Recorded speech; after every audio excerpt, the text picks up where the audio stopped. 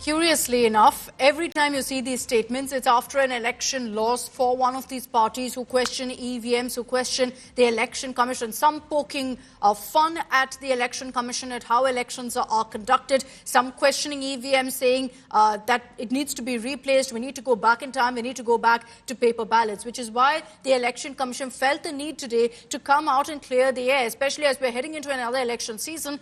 The question looms on whether in the weeks to come, again, you're going to be seeing this whole EVMs manipulated charge being raked up by political parties. But let's also explain to you how electronic voting machines actually work. There are so many questions regarding EVMs and really how it's intrinsic to India's polling process. Let's break that down for you. Now, questions that have been raised a lot about EVMs, about its history in India. When were EVMs first used in India? Well, it was back in 1982. There was a first registered time an EVM was used for a by-election in Kerala during an assembly election.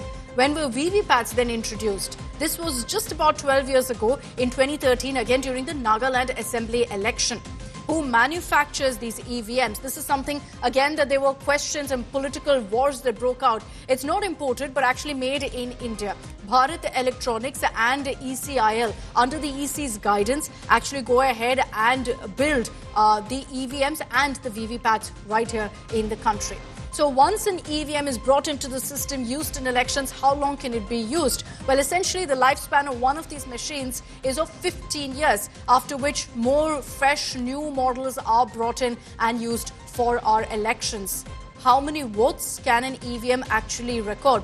Well, it's about 2,000 votes, but usually for safety reasons, to ensure that there's no space for any sort of problems or votes not being registered, the Election Commission sticks to 1,500 votes as the cap, and then they go ahead and replace the machine.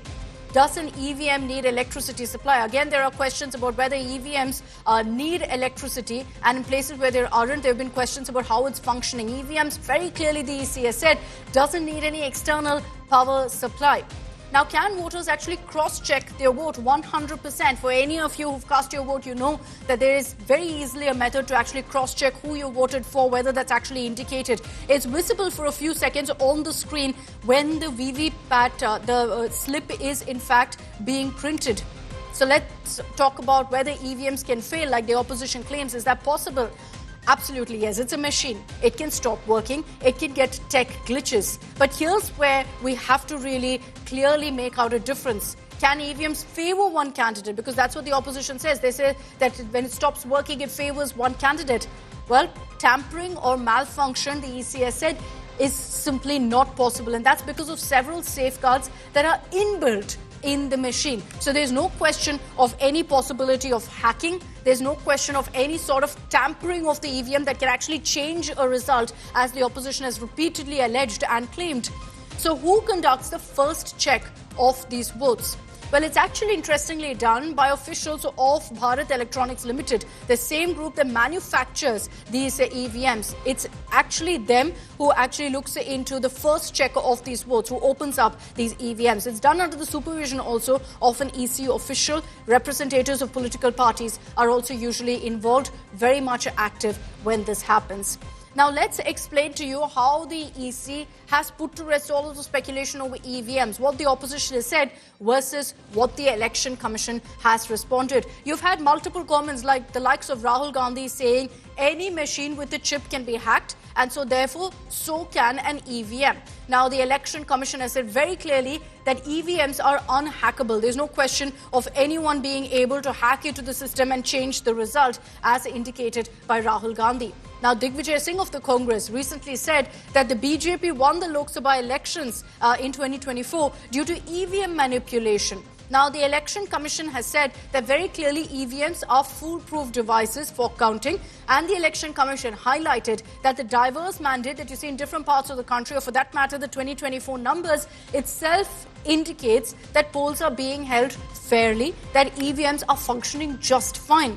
Bhupesh Baghel, former Chhattisgarh Chief Minister, soon after the Chhattisgarh results, had said that EVMs and VVPAT units changed after polling. that one was used and then it was changed so that election results can be tweaked according to what the BJP wants. The Election Commission has said that there's no question of doing that. No alteration can actually happen in the results by activating any Trojan horse.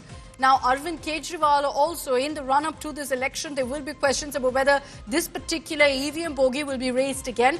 Arvind Kejriwal had also backed many of his allies to say that EVMs can be tampered with, and he said it can be done within 90 seconds flat. There was no proof, of course, provided, but Arvind Kejriwal made this comment. The Election Commission has said very clearly that there's no possibility of rigging of EVMs. So these are the kind of comments that have been coming in for the last many months, which is what's perhaps driven the Election Commission to come out with the kind of clarification that we actually saw today, where the CEC actually spent a whole lot of time during the press conference on Delhi busting some of these myths over the EVMs and urging people not to fall for it, saying very clearly that this is foolproof. You need to come out in large numbers and exercise your franchise.